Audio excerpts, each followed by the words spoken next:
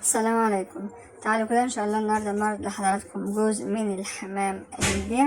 ما شاء الله تبارك الرحمن، جوز الشبابات من الحمام الكينج، من افضل واحسن انواع الحمام سواء كان في المستوى او انتاج الاهالي. واحنا كلنا عارفين ان طبعا انتاج الاهالي هو اهم حاجة لما تيجي تشتري جوز حمام.